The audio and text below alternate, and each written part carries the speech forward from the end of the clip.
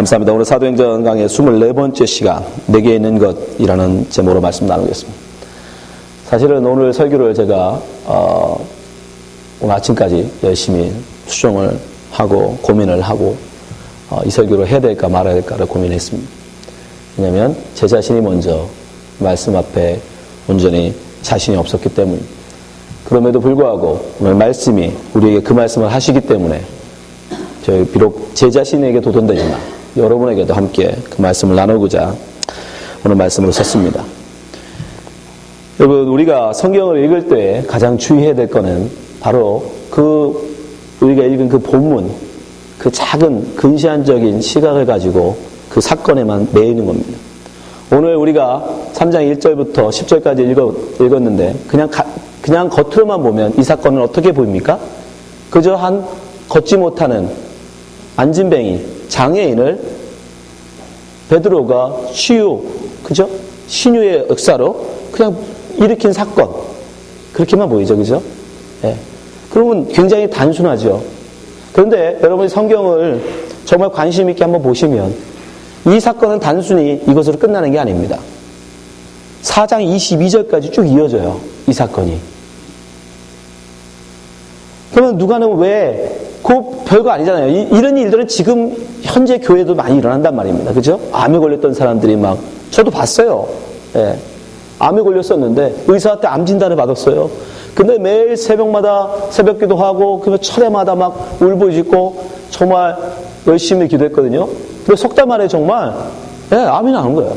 지금도 살아 계세요. 진짜요? 그러니까 목사가 설교 시간에 거짓말을 해요? 우리가 그런 일들은 너무 많아요. 그런 일이 지금도 일어나는 그런 신유의 역사, 의심스러우면 마음에 걸려봐요. 우리가 같이 한번 기도해보게.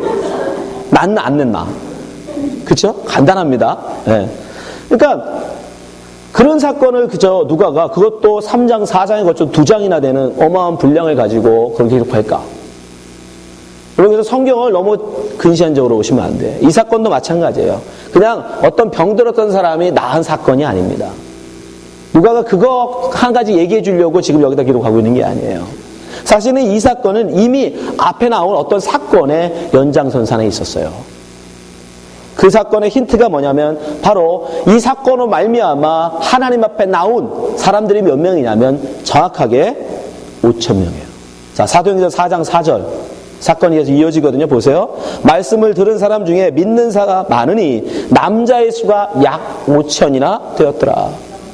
이 안진뱅이 기적, 치유 기적으로 사건으로 말미암아 예수 앞에 돌아온 사람이 남자만 약 5,000명.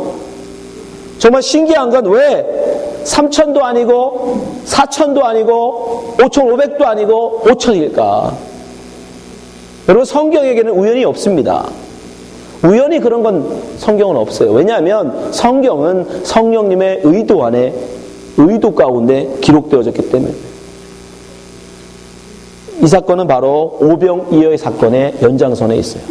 자, 오병이어의 사건을 한번 보세요. 누가복음 9장 14절. 오병이어 사건. 사람들이 떡 5개와 물고기 2마리로 사람들이 떡을 먹습니다. 근데 그 떡을 먹은 사람이 정확하게 몇 명? 5,000명. 보세요. 누가복음 9장 14절. 이는 남자가 한 5,000명 됩니다. 정확한도 아니고 대략 이런 뜻이죠. 한 5,000명 정도 된대요. 제자들에게 이르시되 내가 때를 지어 한 50명씩 앉으라 하시니. 예수님한테 오병이어 기적을 통해서 떡을 얻어먹은 사람도 약 5,000명. 베드로가 안진뱅이를 치유하여 고침으로 말미암아 그 기적으로 말미암아 하나님 말씀을 믿고 하나님 앞에 돌아온 사람도 약 5,000명. 남자만. 마태복음에서는 분명히 거기서 오병이어에서도 남자만 5,000명이라고 강조해요. 그 신기하지 않습니까? 5,500도 아니고 4,500도 아니고 왜 정확하게 서로 5,000명씩일까? 이 얘기는 같은 얘기를 하고 있는 거예요. 같은 이야기를 하고 있는 거예요. 지금 누가가 오병이어의 그 사건을 지금 이 사도행전소로 가지고 오고 있는 거예요. 근데 놀라운 건 뭐냐면 오병이어의 기적. 예수님께서 떡을 먹이고 물고기로 그들을 배불렸는데 그 사람들은 먹고 어떻게 할까요? 그 먹은 5,000명이 다 예수님을 떠납니다. 요한복음 6장 66절 보세요. 이러므로 제자 중에 많이 물러가고 다시 그와 함께 다니지 아니하더라. 예수님이 그들이 달라 하고는 떡을 준서 그들의 배고픔을 위해서 그들의 떡을 주고 그들의 물고기를 주었더니 그들이 달라는 떡을 주고 물고기를 주었는데 그 사람들은 그걸 먹고 다 도망가 버렸어요. 예수님이 내가 곧 생명의 떡이다 말씀했더니 다 도망가요. 예수님께서는 제자들에게도 물읍니다. 너희들이 저희들에게 있는 것, 너희들이 먹을 것을 그들에게 줘라. 먹을 것. 자, 누가복음 9장 13절 보세요. 예수께서 이르시되 너희가 먹을 것을 주어라. 한국어 성경에는 그냥 먹을 것을 주어라 라고만 되어 있지만 영어 성경을 보시면 You give them something to eat. 뭔가 먹을 것이 네가 있다면 그들에게 주라는 거예요. 근데 제자들이 무엇을 내나요? 떡과 물고기를 내나요. 그 얘기는 무슨 뜻이에요? 우리가 먹을 수 있는 것, 우리가 먹는 something to eat, 내가 먹는다는 것, 우리가 먹는다는 것은 물고기와 떡입니다. 사람은 물고기와 떡을 먹고 사는 것입니다 라는 뜻이에요. 그렇죠? 그 예수님이 그래? 그럼 그걸로 그들에게 나눠줘. 그래서 5,000명을 먹였어요. 근데 어떻게 돼요? 다 도망가요. 다 떠나요. 사람은 떡으로 사는 게 아니라는 거예요. 떡 달랄 때 떡 줬더니 가잖아요. 돈 달래서 돈 줬더니 가잖아요. 사람은 떡이 있으면 산다고 믿습니다.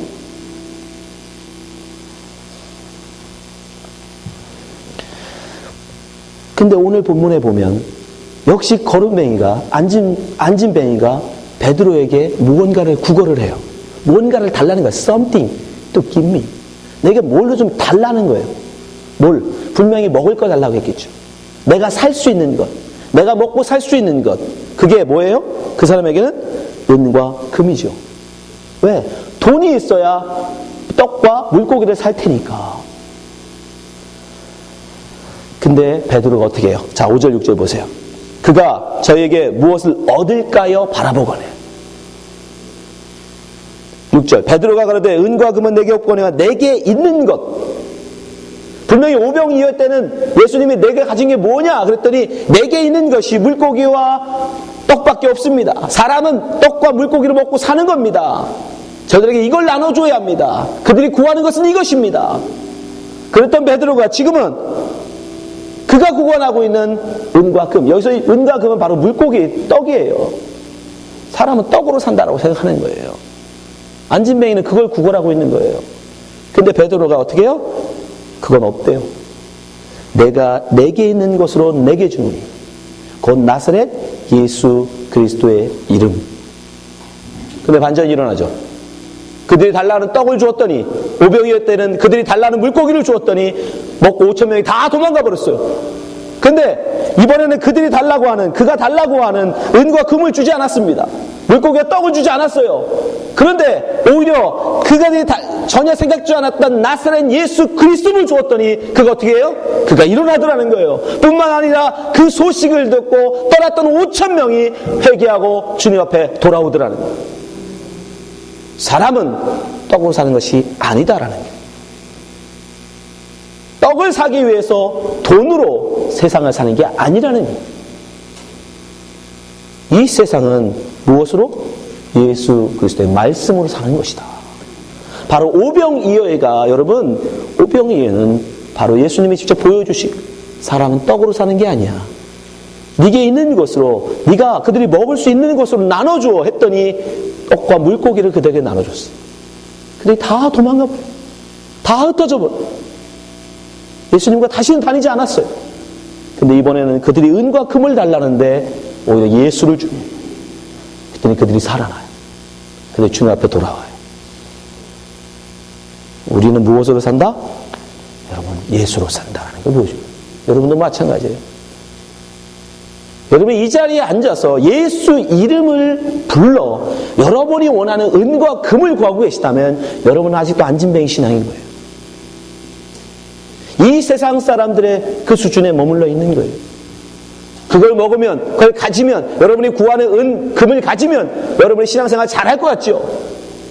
내게 원하시는, 내가 원하는 그거를 내가 얻게 되면, 받으면 여러분 정말 신앙이 더 날로 성숙할 것 같죠? 아까 얘기했죠? 우리가 암에 걸렸어요. 기도했어요. 나았어요. 그럼 내가 신앙생활 죽을 것 같처럼 어차피 주님이 주신 목숨 내가 생명 다하여 주님 섬기리라. 그럴 것 같죠? 제가 듣기로는 그 집사님이 목사님을 쫓아내더라고요. 목사님 쫓아내는데 앞장섰어요. 차라리 그때 죽었으면. 여러분, 여러분이 원하는 것을 얻는다고 그것이 곧 신앙생활이 좋은 결과로 온다라고 생각하지 마세요. 떡을 먹는다고 여러분 우리가 신앙생활 잘하는 게 아니에요. 우리의 생각은 너무 짧아요. 그래서 우리가 원하고 우리가 구하는 거 여러분 다 주신다고 해도 우리는 결국 멸망합니다. 그걸 알려주시는 거예요. 그걸 보여주시는 거예요. 그러면 우리가 이 땅에 참된 양식은 예수 그리스도라는 걸 알았어요. 그건 이미 이사야 선지자를 통해서도 우리에게 말씀하신 거예요. 예수님만 하신 말씀이 아닙니다. 이사야서 55장 보세요. 너희 목마른 자들아 물로 나오라. 돈 없는 자도 오라. 너희는 와서 사 먹되 돈 없이 값없이 와서 포도주와 젖을 사라. 돈이 필요 없어. 2절 너희가 어찌 양식 아닌 것을 위하여 은을 달아주며 배부르게 못할 것을 위하여 수고하느냐. 나를 청종하라. 그리하면 너희가 좋은 것을 먹을 것이며 너희 마음이 기름진 것으로 즐거움을 얻으리라. 우리가 진짜 구해야 되는 것은 이 세상의 양식이 아니라는 거예요. 이 세상의 돈으로 살 수 있는, 이 세상의 은과 금으로 살 수 있는 그것으로는 우리를 배부르게 못한다라고 말씀하신다고. 그럼 무엇으로 사람은 사는가? 하나님의 말씀으로 산다라고 말씀합니다. 나를 청종하라. 그리하면 살리라. 하나님의 말씀을 듣되 우리는 살아난다는 거예요. 그 말씀을 듣고 사는 건 무엇이냔 말이에요. 우리가 매주마다 설교를 듣고 열심히 우리가 나오잖아요. 열심히 여러분 성경을 읽어요. 심지어 성경을, 신약 성경을 다 우리가 직접 손으로 썼습니다. 그럼 과연 우리는 말씀으로 사는가? 우리 안에 그럼 예수 그리스도가 있는 겁니까? 과연 말씀으로 산다는 건 그리스도 내게 은과 금이 아니라 예수 그리스도로 산다는 것, 말씀으로 산다는 건 그건 뭘까? 베드로 보면 알죠. 왜요? 베드로 보세요. 500년 때는 그 사람이 뭘 내놨어요? 은과 금을 내놨잖아요. 떡과 물고기를 내놨잖아요. 베드로도 우리랑 똑같은 사람이었어요. 사람은 떡과 물고기를 사는 거다. 내게 있는 건 은과 금밖에 없다.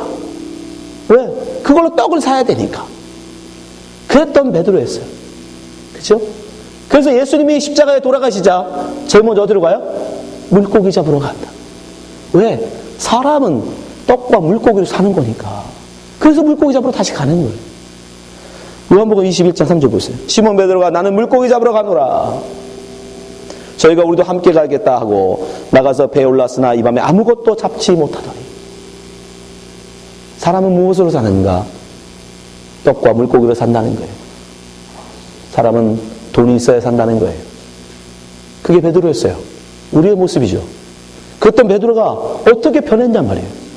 어떤 일이 났길래 갑자기 내게 있는 것은 은과 금이 아니에요. 내게 있는 것은 떡과 물고기가 아니고 오직 나사렛 예수 그리스도로 그를 걸으라고 하는 그런 사람이 됐을까?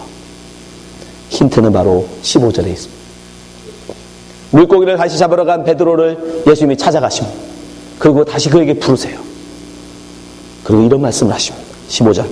저희가 조반 먹은 후에 예수께서 시몬 베드로에게 이르시되 요한의 아들 시몬아 내가 이 사람들보다 나를 더 사랑하느냐 하시니 가로되 주여 그러하오이다. 내가 주를 사랑하는 줄 주께서 아시나이다.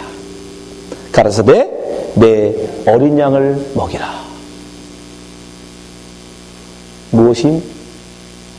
그에게 사명을 주셨다는 거예요. 사명. 여전히 물고기를 쫓던 베드로였어요. 여전히 사람은 돈으로 사는 것이다라고 생각했던 베드로였어요. 그랬던 베드로에게 예수님이 사명을 주십니다. 그 말씀을 통해서 내 어린 양을 먹여라. 사명이라는 게 뭐죠? 주인이 종에게 어떤 일을 시키는 것 말하는 거예요. 뭔가 할 일을 그에게 허락하신다. 할 일을 주는 거예요. 이 사명 후에 베드로가 변합니다. 어떻게 변해요? 내게 있는 것, 우리가 가진 것은 이 물고기밖에 없습니다라고 했던 베드로가 갑자기 어떻게 해요?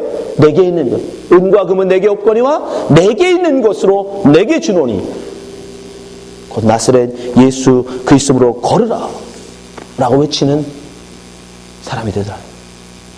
그런 일이 어떻게 일어났는가? 바로 그에게 사명을 주셨기 때문에. 사명. 여러분은 사명이 있으십니다.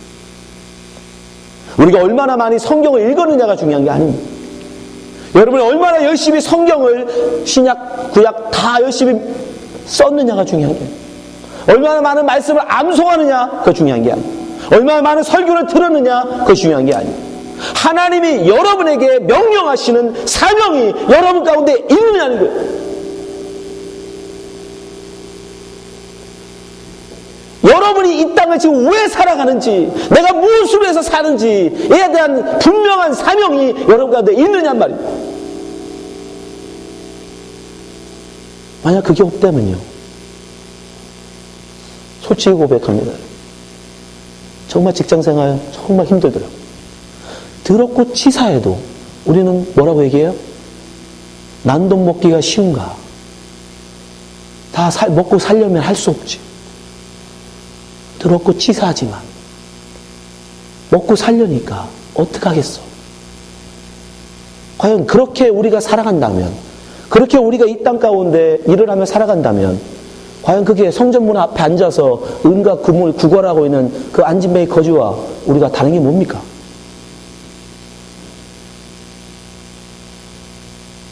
여러분이 이 땅 가운데 일을 할 때 그 모든 수모와 그 어려움을 참고 견디면서 여러분이 정말 손에 가지려고 하는 게 뭐냐고요? 돈이잖아요.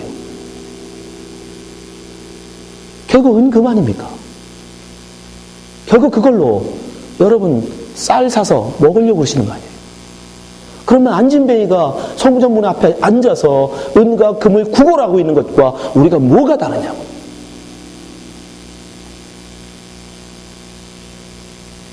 여러분 돈 버시려고 일하면 우리는 안진뱅이 되는 겁니다.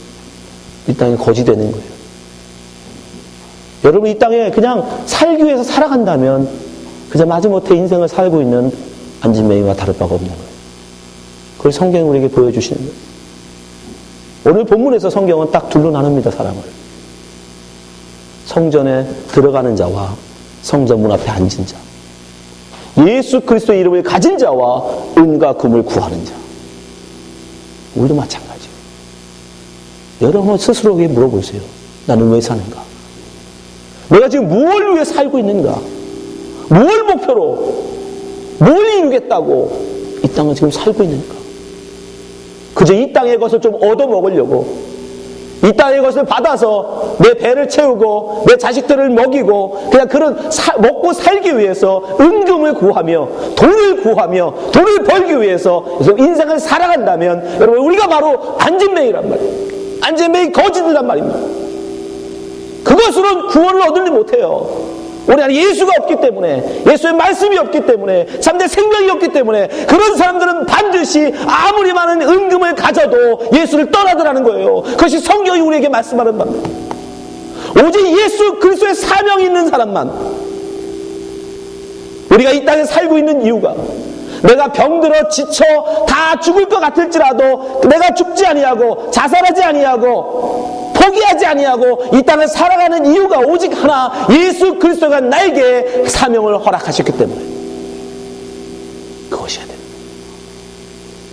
그 사명이 없으면 우리는 다 거지입니다. 이 세상의 것을 구하고 있는 거지예요. 여러분의 직장은 돈을 벌기 위한 것이 되면 안 됩니다. 하나님의 말씀을 실천하는 것이어야 돼요. 돈을 벌기 위해서 일하지 마십시오. 그건 안진뱅이에요. 여러분 예수 그리스도가 우리에게 말씀하신, 여러분 각자에게 다 틀리시겠죠. 저는 목사니까 사람들에게 전도하라고, 복음 전하라고 저를 이곳에 부르셨어요. 그게 저의 사명이에요. 근데 전도하지 아니하고 돈만 벌고 있다면 제가 바로 안진뱅이가 되는 거예요. 거지가 되는 거예요. 어떤 일을 할지라도 복음 전한 일에 목숨을 걸 때 저는 예수 그리스도로 사는 자가 되는 거예요. 여러분도 마찬가지예요. 여러분에게 하나님이 어떤 사명을 주셨는지 저는 모릅니다. 여러분에게 어떤 개인에게 어떤 예수 그리스도가 사명이 여러분에게 있는지는 저는 몰라요. 그 사명을 행하는 곳이 돼야 돼요.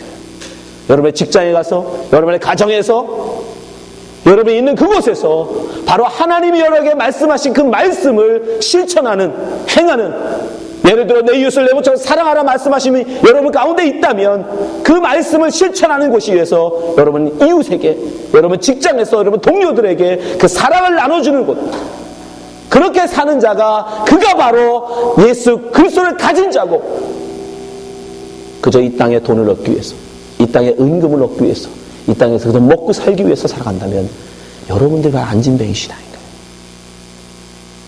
교회에는 앉아 있을지라도 결코 주님의 앞에 성전에 들어갈 수 없는 자입니다. 여러분 기억하시기 바랍니다. 이 세상, 우리에게 허락한 이 직장이라는 것, 이건 단순히 우리가 돈 벌려고 허락하신 게 아니에요. 칼빈은, 종교개혁자 칼빈은 뭐라고 얘기했냐면, 여러분의 그 직업은 하나님의 소명이다라고 얘기했어요. 하나님의 부르심이다라고 얘기했어요. 그래서 직업을 잡이라는 말 대신 콜링이라고도 해요. 콜링에는 직업이라는 의미도 있어요. 하나님의 부르심이라는 거예요. 여러분에게 그 일을 하시기 위해서 부르셨다는 거예요. 변호사로 부르고, 선생으로 부르고, 식당 일을 부르고, 얼터네이션 하도록 부르고, 그 부름을 통해서, 그 일을 통해서 하나님이 하나님의 일을 이루시기 위한 도구로 쓰임받으셔야 돼요. 그럴 때 여러분은 예수 그리스도를 가진 자가 돼요. 예수 그리스도의 말씀을 가지고 사는 자가 돼요. 참된 양식으로 세상을 사는 자가 되는 거예요. 쉽지 않을 거예요. 힘들죠. 그러나 주님이 우리에게 말씀하십니다. 욥기서 23장 10절. 나의 가는 길을 오직 그가 아시나니 그가 나를 단련하신 후에는 내가 정금같이 나아오리다. 여러분을 단련하는 것, 여러분의 신앙이 진짜 신앙인지 가짜 신앙인지를 단련하는 것이 어디다? 여러분의 가정인 거예요. 여러분의 직장인 거예요.